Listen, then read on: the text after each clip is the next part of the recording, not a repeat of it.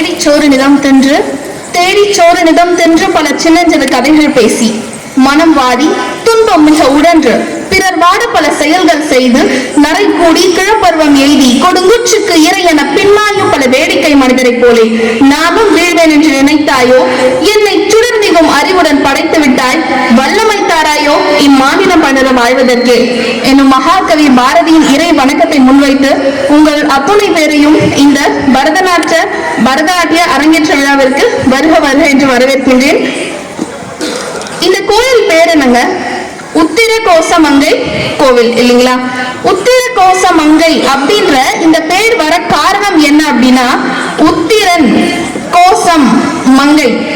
மங்கை அப்படின்னா பார்வதி அம்மாள், உத்திரன் யார் அப்படின்னா சிவன். சிவன் மங்கைக்கு ஆற்றிய உபதேசம், அந்த கோசம் அப்படின்றது உபதேசம். மங்கைக்கு சிவன் ஆற்றிய அந்த உபதேசம் எந்த இடத்துல நிகழ்ந்துச்சு அப்படின்னா இந்த கோவில தான் நிகழ்ந்துச்சு. அதனாலதான் இந்த இடத்துக்கு உத்திர கோச மங்கை திருக்கோயில் அப்படின்ற பேர் வச்சிருக்காங்க. இதெல்லாம் ஒரு பக்கம் இருக்கட்டுங்க. நமக்கு ராமாயணம், மகாபாரதம் இந்த கதைகள் எல்லாமே நல்லா தெரியும். யோசிச்சு பாருங்களேன், ராமாயணம், மகாபாரதம் இந்த எல்லா புராணங்கள் கூடயும் இந்த கோவில் ரொம்ப ஈஸியா கனெக்ட் ஆயிருக்கு. அப்போ நம்ம எல்லாரும் இந்த இடத்துல இருக்கோம் அப்படின்னா, ஒரு இடத்துக்கு நம்ம போறோம் அப்படின்னா அழைப்பு இல்லாம அந்த இடத்துக்கு நம்மளால போகவே முடியாது. நமக்கு கடவுள்கிட்ட இருந்து அழைப்பு இருந்தா மட்டும்தான் நம்ம எவ்வளவு போகணும்னு நினைச்சாலும் என்னென்ன பண்ணணும்னு நினைச்சாலுமே கடவுள் நினைச்சு நமக்கு அழைப்பு விழுத்தா மட்டும்தான் நம்மளால இந்த இடத்துக்கு வர முடியும். ஆக நீங்க எல்லாருமே, நம்ம எல்லாருமே ஆசீர்வதிக்கப்பட்டவங்க. இன்னைக்கு கடவுள் நம்ம என்ன பண்ணிருக்காரு, இவங்களுடைய இந்த அரங்கேற்றம் மூலமா நம்ம எல்லாரையும் இங்க கடவுள் அழைச்சிருக்காரு, நமக்கு அழைப்பு விடுத்திருக்காரு. அதனாலதான் நம்ம எல்லாராலையும் இங்க இன்னைக்கு வர முடிஞ்சது. நிறைய பேரால இங்க கூப்பிட்டு கூட அவங்களால வர முடியாமையும் இருந்திருக்கும். நமக்கு இன்னைக்கு இங்க அழைப்பு இருக்கு. அதனாலதான் நம்ம எல்லாரும் இங்க உட்கார்ந்து இருக்கோம். நம்ம எல்லாரும் ரொம்ப ஆசீர்வதிக்கப்பட்டவங்க. எல்லாரும் உங்க சேர்ல இருந்து கொஞ்ச நேரம் உட்காருங்க பார்க்கலாம். கொஞ்சம் நேரம் நிமிந்து, கொஞ்சம் நிமிந்து, ஒரு படி நிமிந்து. நீங்க எல்லாருமே இப்போ இந்த நொடி ஒரு ஸ்டெப் முன்னேறி இருக்கீங்க. சரி, நான் ஒரு குட்டி ஸ்டோரி சொல்றேங்க.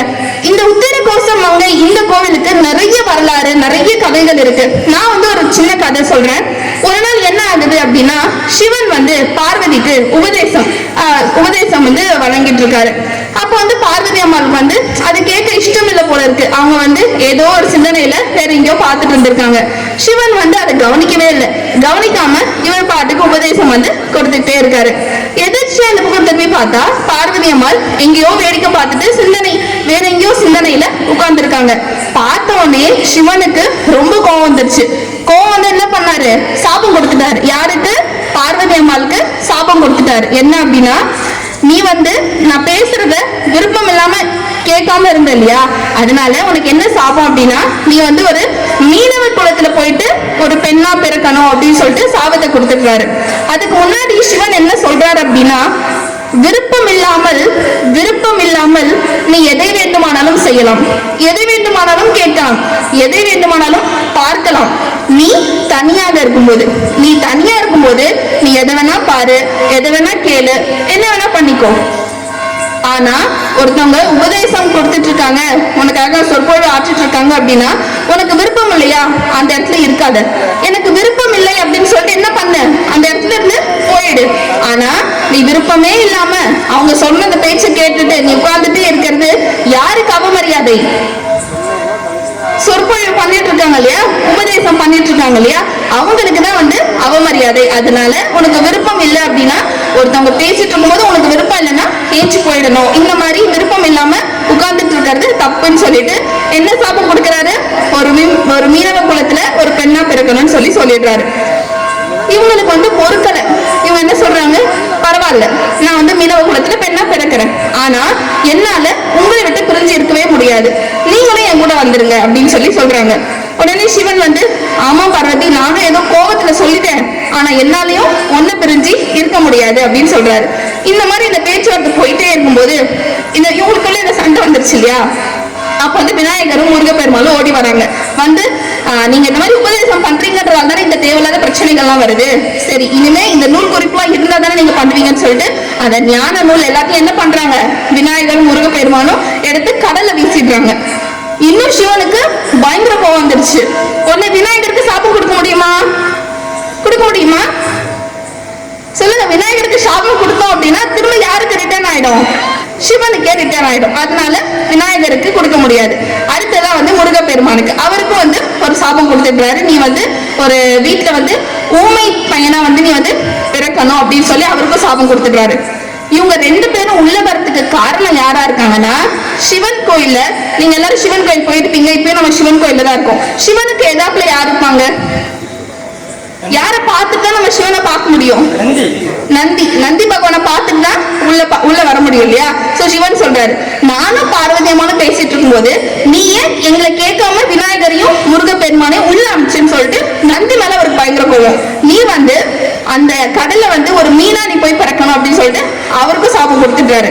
ஆக்சுவலா சிவன் வந்து பிளான் பண்ணி தான் எல்லாருக்கும் சாபம் கொடுக்குறாரு. நீ வந்து மீனவ குலத்துல பெண்ணா பிறக்கணும், நந்தி வந்து ஒரு மீனா பிறக்கணும்னு சொல்லிடுறாரு. இது முடிஞ்சதுங்களா? அதே சொன்ன மாதிரி ஒரு மீனவ குலத்துல பார்வதி அம்மாள் ஒரு பெண்ணா பிறக்கிறாங்க. யாருக்கு அப்படின்னா அந்த மீனவ குலத்தோட தலைவனுக்கு. ஆக்சுவலா தலைவனுக்கு வந்து குழந்தையே கிடையாது. பார்வதி அம்மாளை சுமக்கிற பாக்கியம் அப்படின்றது யாருக்குமே இல்லை. சோ அவ்வளவு பாக்கியவதி அவங்க. அதனால புன்னை மரத்துக்கு கீழே வந்து ஒரு பச்சிளம் குழந்தையா வந்து இவங்க இருக்காங்க. அப்போ அந்த வழியா போன மீனவ குல தலைவன் வந்து அந்த குழந்தைய எடுத்து தனக்கு வந்து குழந்தையே இல்லை, அதனால கடவுள் வந்து நமக்கு இந்த குழந்தைய கொடுத்துருக்காருன்னு சொல்லிட்டு அவங்க வளர்த்துட்டு வராங்க. இப்படியே கொஞ்ச நாட்கள் போகுது. ஒரு நாள் என்ன ஆச்சு அப்படின்னா, மீனவர்கள் எல்லாமே சேர்ந்து கடலுக்கு போறாங்க. போனா ஒரு பெரிய சுறா மீன் போட்டு கப்பல்ல கடலுக்குள்ளே விடல. கடலுக்குள்ள போனாலே வந்து போட்டு தாக்குது, எல்லாரையும் வந்து காயப்படுத்துறது. இவங்க எல்லாரும் வந்து மீனவ குல தலைவர் கிட்ட சொல்றாங்க, இந்த மாதிரி கம்ப்ளைண்ட் பண்றாங்க. இந்த மாதிரி கடலுக்குள்ள போனா ஒரு சுறா வந்து எங்களை உள்ளே வரவிட மாட்டேங்குது, எல்லாரையும் வந்து காயப்படுத்திருச்சு அப்படின்னு சொல்லிட்டு உடனே மீனவ குல தலைவர், மீனவர்கள் எல்லாருமே வந்து சேர்ந்து எங்க கிளம்பிட்டாங்க, கடலுக்கு போயிட்டாங்க. யார் அந்த எந்த சுறா மீன் அது, இன்னைக்கு வந்து நம்ம அதை தோற்கடிக்கிறோம்னு சொல்லிட்டு எல்லாரும் உள்ள போனாங்க. ஆனா யாராலையுமே அந்த சுறா மீன் என்ன பண்ண முடியல, தடுக்கவே முடியல. அந்த சுறா மீன்லாம் யாரு? நந்தி பகவான். நந்தி பகவான மீனா பெருக்க சொன்னாங்களே அந்த கடல்ல, அவர் தான் நந்தி பகவான். அவர்கிட்ட போய் யாராவது ஜெயிக்க முடியுமா? அதனால எல்லாருமே வந்து தோத்து போயிடுறாங்க. அப்ப வந்து அந்த மீனவர் குல தலைவன் சொல்றாரு, இந்த சுறா மீனை யாரு தோற்கடிக்கிறாங்களோ அவனுக்கு தான் நான் வந்து என்னுடைய மகளை கல்யாணம் பண்ணி கொடுப்பேன் அப்படின்னு சொல்றாரு. அந்த நேரத்துல நம்ம சிவன் வந்து அங்க வராரு. இந்த திருவிளையாடல் படம் பார்த்திருக்கீங்களா? கடைசியா வந்து வலை வீசின படலம், அதுல வந்து அவர் நடந்து வருவாரு சிவாஜி கணேசன். சோ அந்த மாதிரி வந்து சிவன் வராரு. அவர் என்ன பண்றாரு, நான் வந்து தோற்கடிக்கிறேன் அப்படின்னு சொல்லிட்டு நந்தி கிட்ட போயிட்டு, என்ன நீ ரொம்ப சேட்டை பண்ணிட்டு இருக்க அப்படின்னு சொல்லிட்டு அவரை தோற்கடிச்சுட்டு வந்துடுறாங்க. நல்லபடியா சிவனுக்கும் பார்வதிக்கும் கல்யாணம் நடந்துருது. ஏன்னா அவரை தோற்கடிச்சிட்டாரு இல்லையா, அதனால இவங்க 2 பேருக்கும் கல்யாணம் நடந்துருச்சு. அந்த கடல் சொல்லிட்டு பேசிட்டே இருக்கல நான் இவ்வளவு நேரமா. அந்த கடல் அந்த ஒரு 2000-3000 வருஷத்துக்கு முன்னாடி அந்த கடல் எங்க இருக்கு அப்படின்னா இந்த கோவிலுக்கு அருகில் தான் வந்து அந்த கடல் இருந்திருக்கு. இப்ப அந்த கடல் எங்கெங்க காணோம் அப்படின்னா ஏற்பாடு இருக்கு இல்லையா, சோ பின்தங்கி அதாவது பின்வாங்கி அந்த கடல் வந்து ஏற்பாடு பக்கம் போயிடுச்சு. சோ அந்த வலை வீசின படலம் அதுக்கும் உத்திர கோசமங்கை கோவிலுக்கும் இருக்கக்கூடிய ஒரு குட்டி ஸ்டோரி தான் இது. சோ இந்த மாதிரி தான் சிவன் பார்வதி இந்த மாதிரி உபதேசம் வழங்குறாங்க, இந்த மாதிரி பேசுறாங்க. இப்படி ஒரு ஸ்டோரி வந்து அமையுது. இது இல்லாம நமக்கு மண்டோதரி தெரியும்ல. மண்டோதரி யாரு? ராவணனுடைய மனைவி. மண்டோதரிக்கு என்ன அப்படின்னா, யாரு வந்து ரொம்ப பயங்கரமான சிவபக்தன் யாரோ அவங்களதான் கல்யாணம் பண்ணிக்கணும்னு சொல்லிட்டு மண்டோதரிக்கு வந்து ரொம்ப நாள் ஆசை. ஆனா அது வந்து அவங்களுக்கு நிறைவேறவே இல்லை. அவங்க என்ன பண்றாங்க அப்படின்னா, இந்த கோயிலுக்கு வராங்க. கோயிலுக்கு வந்து மங்களேஸ்வரர் அவங்க கிட்ட வந்து ஆசீர்வாதம் வாங்கிட்டு போறாங்க. கொஞ்ச நாள் என்ன ஆகுது அப்படின்னா, மண்டோதரிக்கும் ராவணனுக்கும் திருமணம் நடக்குது. இன்னும் சொல்ல போனா அந்த திருமணம் வந்து இந்த கோயில தான் நடைபெற்றது அப்படின்னு சொல்லிட்டு வரலாறு நமக்கு சொல்லுது. புராண கதைகளை சொல்லியிருக்காங்க, இந்த கோயில தான் நடந்துச்சு அப்படின்னு சொல்லிட்டு. ஆக மகாபாரதம், ராமாயணம் இதெல்லாம் வந்து யோசிச்சு பாருங்களேன். நமக்கு அது நடந்த இடத்துல தான் நம்ம இருக்கோம் அப்படின்னு நமக்கு யோசிச்சு பார்க்கவே நமக்கு எப்படி இருக்கு. நம்ம டிவியில தான் பாக்குறோம், ஒரு கேரக்டர்ஸ் தான் பாக்குறோம். ராமாயணம், மகாபாரதம் எல்லாமே அது நடந்த இடத்துல நம்ம இருக்கோம் அப்படின்னும் போது நமக்கே ரொம்ப வியப்பா இருக்குல்ல. அதனால நம்ம எல்லாரும் கண்டிப்பா கடவுளுக்கு நன்றி சொல்லணும். நம்ம இங்க வர காரணமா இருந்த சோபியா அக்கா அவங்களுக்கும் நன்றி சொல்லணும். இது ஒரு பக்கம் இருக்கட்டும். இன்னொன்னு, நான் வந்து தன்னம்பிக்கை பேச்சாளர், சரிங்களா? நான் வந்து நிறைய கோவில் குளங்கள் கூப்பிட்டாங்கன்னா அங்க போயிட்டு அது ரிலேட்டடா பேசுவேன். நான் அதிகமா பேசுறது என்னன்னா தன்னம்பிக்கை கதைகள், இதை பத்தி தான். பாரதியார் இருக்கார்ல, மகாகவி பாரதியார், நம்ம எல்லாருக்குமே இங்க உட்காந்துருக்க எல்லாருமே ஒவ்வொருத்தவங்களுடைய மனசுலயும் ஒரு ஒரு விஷயம் ஓடிட்டே இருக்கும். இப்ப அந்த சின்ன குழந்தை மனசு ஒரு விஷயம் ஓடிட்டு இருக்கும், இவங்க ஒரு திங்கிங்ல இருப்பாங்க, அவங்க ஒரு திங்கிங்ல இருப்பாங்க. ஸோ நம்ம எல்லாருக்குமே வந்து நம்மளோட எண்ணங்கள் எல்லாமே சமமா இருக்கா? இல்ல. நான் இப்ப கதை சொல்லும் போது நீங்க எல்லாருமே அந்த கதைக்குள்ளே போயிட்டு நீங்க ஒவ்வொருத்தரும் வந்து சிவனையும் பார்வதியும் வந்து யோசிச்சு பார்த்திருப்பீங்க. சோ ஒருத்தவங்களுக்குமே ஒரு மாதிரி வந்து எண்ணங்கள் மாறிக்கொண்டே இருக்கு. எண்ணம் போல் வாழ்க்கை அப்படின்னு சொல்லுவாங்க. இந்த நொடி இருக்கு இல்லையா, இப்போ போகுது இல்லையா இந்த நொடி, இது நம்ம வாழ்க்கையில திரும்பி வருமா? எவ்வளவு காசு கொடுத்தாலும், கோடி கணக்கா நீங்க காசு கொடுத்தாலும் இப்படி போன அந்த நொடி திரும்ப வரவே வராது. அதனால முடிஞ்ச அளவுக்கு உங்களுடைய நேரத்தை நீங்க ரொம்ப சரியா பயன்படுத்துங்க. இன்னொன்னு, நீங்க ஏதோ ஒரு விஷயம் செய்யணும்னு நினைக்கிறீங்க, அது வந்து உங்களுக்கு தடங்கள்ல இருக்கும். நீங்க ஒரு தொழில் ஆரம்பிக்கிறதா இருக்கலாம், இல்ல ஒரு இடத்துக்கு போகணும்னு நினைக்கிறதா இருக்கலாம், இல்ல புது வீடு கட்டுறதா இருக்கலாம், அது எது வேணாலும் இருக்கலாம். சோ எங்கேயோ வந்து நமக்கு ஒரு தடை வந்து இருந்துட்டே இருக்கு. இன்னொன்னு, நான் அந்த விஷயம் செய்யறதுக்கு எனக்கு தடுக்கிற இன்னொரு விஷயம் என்னன்னா, என்னுடைய பாஸ்ட், என்னுடைய இறந்த காலத்துல நடந்த ஏதோ ஒரு விஷயம் என்ன பண்ணுது, தடுத்துட்டே இருக்கு. அதுக்குதான் மகாகவி பாரதியார் ஒரு கவிதை எழுதுறாரு. செஞ்சதினி மீளாது மூடரே, செஞ்சதினி மீளாது, போனது என்ன பண்ணாது, திரும்ப வராது. நீர் எப்பொழுதும் செஞ்சதையே சிந்தை செய்து கொன்றழிக்கும் கவலை எனும் குழியில் விழுந்து குமையாது. செஞ்சதனை நினைத்தல் வேண்டாம், இன்று புதிதாய் பிறந்தோம் என்று எண்ணி எண்ணம் அதை தின்ன முறை இசைத்துக் கொண்டு தின்று விளையாடி இன்புற்றிருந்த வாழ்வில் தீமையெல்லாம் அகன்று போகும், திரும்பி வாரா அப்படின்னு எழுதுறாரு. செஞ்சதினி மீளாது. ஒரு விஷயம் நடந்துருச்சா, அதை விட்டுருங்க. இன்னைக்குதான் நம்ம புதுசா பண்ணணும், இன்னைக்குதான் புதுசா பிறந்தோம்னு நினைச்சு நீங்க என்னென்ன விஷயம் செய்யணும்னு நினைக்கிறீங்களோ அதை வந்து நீங்க கடைப்பிடிங்க அப்படின்னு சொல்றாரு. நம்ம மனசு வந்து ஒரு குரங்கு மாதிரின்றது நம்ம எல்லாரும் கேள்விப்பட்டிருக்கோம். ஒரு விஷயம் நமக்கு பிடிச்சிருக்கோம், இது செய்யலாமா இல்ல அது செய்யலாமான்னு சொல்லிட்டு நம்ம மனசு என்ன பண்ணும், அங்க இங்கன்னு சொல்லிட்டு தாவிக்கிட்டே இருக்கும். அதுக்குதான் ஒரு கவிதை எழுதியிருக்காரு. பேயாய் உழலும் சிறு மனமே, பேயாய் உழலும் சிறு மனமே, பேனாய் என் சொல் இன்று முதல், நீயாய் ஒன்றும் நாடாதே, நினது தலைவன் யானை கான். அதாவது நினது தலைவன் யானை காணத, நீயே சம்திங் ஏதோ இது பண்ணணும் அது பண்ணணும்னு சொல்லி யோசிச்சுட்டே இருக்காது, நான் சொல்றதை மட்டும் நீ கேட்டு ஃபாலோ பண்ண அப்படின்றது சொல்லு. தாயாம் சக்தி தாளினிலும் தர்மம் என யான் குறிப்பதிலும் ஓயாதே நின்று உழைத்திடுவாய், உரைத்தேன் அடங்கி உயர்தியால் அப்படின்னு சொல்லி முடிக்கிறாரு. அதனால உங்க மனசுக்கு ஒரு கட்டுப்பாடு வைங்க, இது பண்ணணும் இது பண்ணக்கூடாது அப்படின்னு சொல்லிட்டு ஒரு கட்டுப்பாடை விதிச்சுட்டு அதுக்கேற்றபடி நீங்க என்ன பண்ணணுமோ அதை வந்து ப்ராசஸ் பண்ணுங்க. இன்னமும் வந்து வடிவேல் சொன்ன மாதிரி பிளான் பண்றோம் இல்லாம அடுத்தது என்ன பண்ணணும் அப்படின்னு சொல்லிட்டு யோசிச்சுட்டு இப்போ எங்க கோயிலுக்கு வந்திருக்கீங்க இல்லையா, நீங்க வேணா பாருங்க. நிச்சயமா இதுக்கப்புறம் நீங்க ஏதோ ஒரு விஷயம் செய்யணும்னு சொல்லி நினைச்சிட்டே இருந்திருப்பீங்கல்ல, அது கண்டிப்பா நடக்கும், நல்லபடியா முடியும். ஸோ இங்கிருந்து போகும்போது ஒரு அந்த பாசிட்டிவ் வைபோட நீங்க போங்க. நிச்சயமா நீங்க நினைச்ச எல்லா விஷயங்களும் நல்லா நடக்கும்.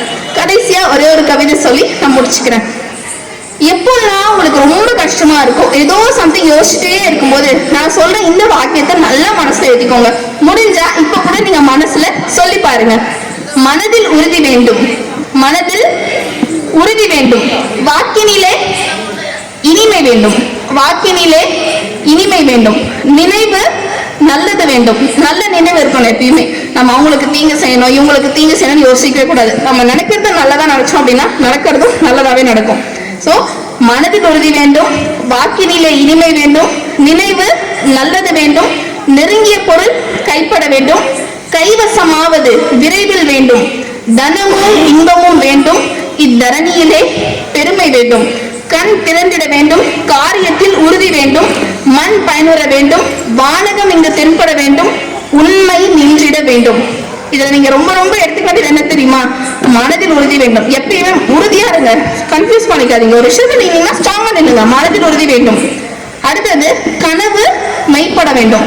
ஏதோ ஒரு விஷயம் நீங்க செய்யணும்னு சொல்லி அந்த ட்ரீம்ல இருக்கக்கூடாது, அந்த கனவை வந்து நம்ம ரியாலிட்டிக்கு கொண்டு வரணும். ட்ரீம் டு ரியாலிட்டி, அதாவது யோசிச்சுட்டே இருக்க ஒரு கனவை மெய்ப்பட வைக்கணும், நடக்க வைக்கணும். அது ஒரு விஷயம். இன்னும் ரொம்ப ரொம்ப முக்கியமான விஷயம் என்னன்னா காரியத்தில் உறுதி வேண்டும். காரியத்தில் உறுதி வேண்டும். எந்த விஷயம் செஞ்சாலும் ஸ்ட்ராங்கா செய்யுங்க. கன்ஃபியூஸ் பண்ணிக்காதீங்க, யோசிச்சுட்டே இருக்காதீங்க. என்ன பண்ணணும் அப்படின்னு யோசிக்கிறீங்களோ அதை ஸ்ட்ராங்கா செஞ்சு முடிங்க. கடைசியா ஒரே ஒரு ஸ்டோரி சொல்லட்டுமா? ஒரு கதை சொல்லட்டுமா? நம்ம சொல்லட்டும் அப்படின்னு நீங்க எல்லாம் கை தூக்குங்க, சொல்றேன். ஒரு ஊர்ல ஒரு வயல் இருந்துச்சான். அந்த வயல்ல ஒரு விவசாயி விவசாயம் பார்த்துட்டு இருக்காரு. என்ன அப்படின்னா நெல் விவசாயம், நெற்பயிர்கள் எல்லாம் போட்டு விவசாயம் பார்த்துட்டு இருக்காரு. அந்த வயலுக்கு பக்கத்துல ஒரு அம்மா கொக்கும் ஒரு குஞ்சு கொக்கும் வாழ்ந்துட்டு இருக்கான். அம்மா கொக்கு, குஞ்சு கொக்கு.